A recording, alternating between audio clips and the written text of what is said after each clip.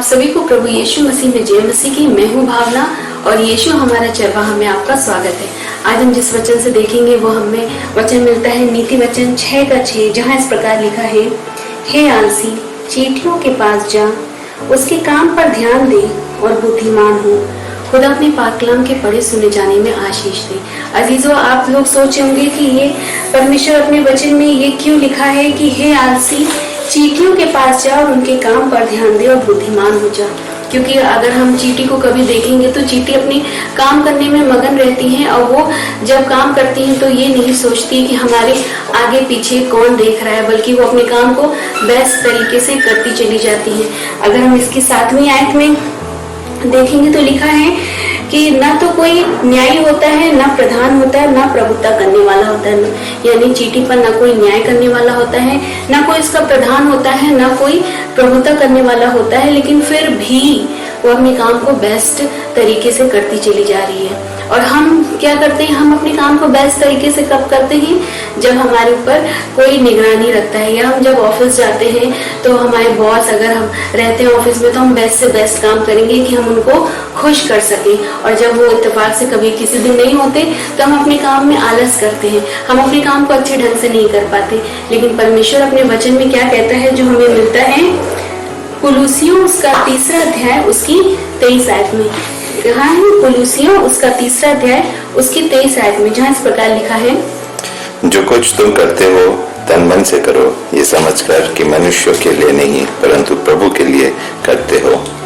हाँ, देखिए कितनी अच्छी बात लिखी है परमेश्वर ने यहाँ अपने वचन में कि जो कुछ तुम करते हो तन मन से करो, ये सोच कर कि जो हम कर रहे हैं परमेश्वर के लिए कर रहे हैं, किसी और के लिए नहीं। जब हमारे अंदर ये भावना आ जाएगी कि हम जो कोई भी काम परमेश्वर ने हमें सौंपा है, चाहे कोई हमें देख रहा हो या ना देख रहा हो, हमें उस काम को तन मन से करना है क्योंकि परमेश्वर हमें देख रहा है। जब हमारे अंदर ये भावना आ जाएगी तो हम कभी भी अपने काम में आलस नहीं करेंगे, बल्कि मेहनत के साथ करते जाएंगे। जिस प्रकार चींटी करती है कि उसको कोई ध्यान नहीं रहता, कोई उसको देख रहा है या नहीं देख रहा है, और वो अपने काम करने में मगन रहती है। तो आज परमेश्वर भी अपने वचन में यही चाहता है कि हम जो कुछ करें ये जान ले कि जो कुछ हम कर रहे हैं परमेश्वर के लिए कर रहे हैं। और दूसरी हम चींटी के जीवन से अगर हम देखने को मिलता है तो वो है, चींटियां स्वयं प्रेरित होती हैं। चींटियां क्या होती हैं, चींटियों को प्रेरित करने के लिए, काम करने के लिए किसी और को प्रेरित करने की जरूरत नहीं होती, बल्कि वो खुद प्रेरित होते हैं, खुद अपने आप अपना बोझ उठाती हैं और आगे बढ़ती हैं। आज हमें भी, चाहे हमारे जीवन में कोई हमें प्रेरित करने वाला हो या ना हो, हमें खुद अपने आप को प्रेरित करना है और ये मानना है कि परमेश्वर हमारे साथ है। जिस प्रकार हम देखेंगे भजन संहिता 43 का 5वां अध्याय में 5वीं आयत में, भजन 43 के 5 में, जहाँ दाऊद अपने भजन में क्या कहते हैं, हे मेरे प्राण, तू क्यों गिरा जाता है, तू अंदरी अंदर क्यों व्याकुल है। परमेश्वर पर भरोसा रख, क्योंकि वह मेरे मुख की चमक और मेरा परमेश्वर है, मैं फिर उसका धन्यवाद करूंगा। खुदा के पाक कलाम पढ़े सुने जाने में आशीष दे।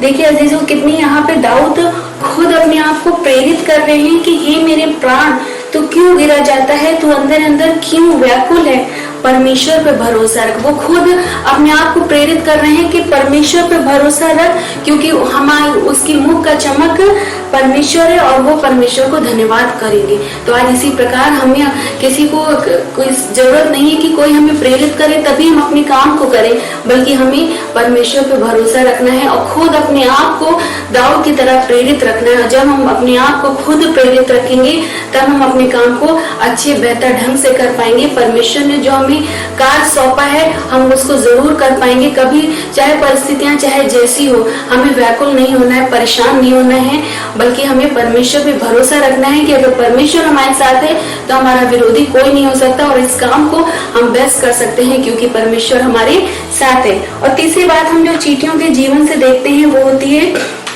चींटियों में एकता होती है। जब हम अक्सर घर में, अगर आपके घर में भी चींटी होगी तो देखा होगा कि चींटियां कैसे एक साथ झुंड से झुंड मिलकर काम करती हैं, एकता के साथ करती हैं। और जैसे कभी कोई भारी चीज होती है तो एक भारी चीज को कई चींटियां मिलकर इकट्ठे करके मिलकर उसे उस जगह ले जाती हैं जहां उन्हें ले जाना होता है। आज परमेश्वर भी यही चाहता है कि हम एकता के साथ मिलजुल कर काम करें, जो हमें मिलता है गलातियों 6:2 में।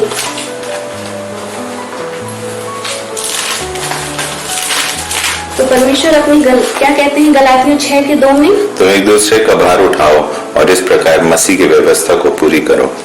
तो अपनी पाकलाम पढ़े सुने जाने में आशीष दे। तो परमेश्वर क्या कहते हैं कि तुम एक दूसरे का भार उठाओ और इस प्रकार मसीह की व्यवस्था करो, व्यवस्था को पूरी करो।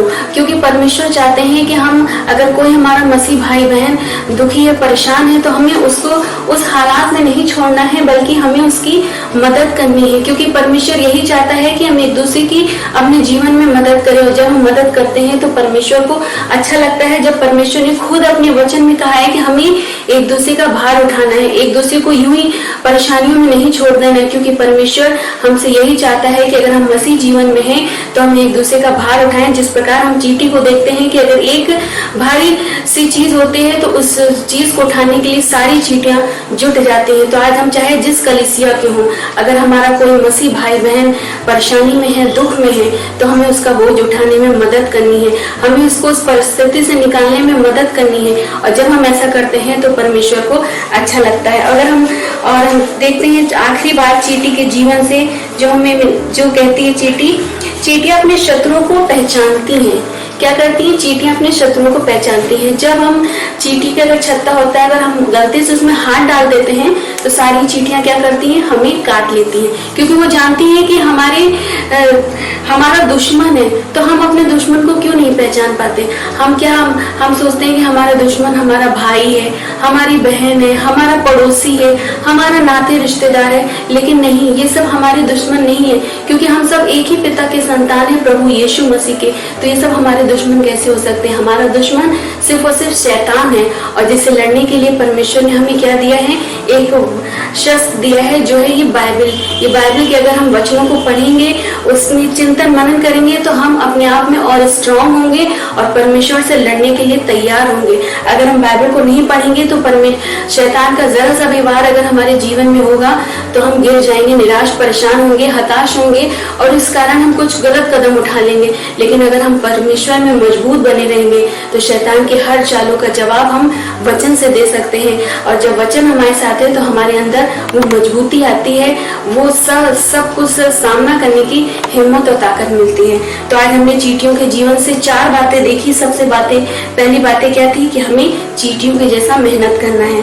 दूसरी बातें थी हमें स्वयं चींटियों की तरह अपने आप को प्रेरित करना है, हमें किसी का इंतजार नहीं करना। और तीसरी बात थी चींटियों में जिस प्रकार एकता होती है, आज परमेश्वर भी यही चाहता है कि हम भी अपने जीवन में एकता के साथ आगे बढ़े।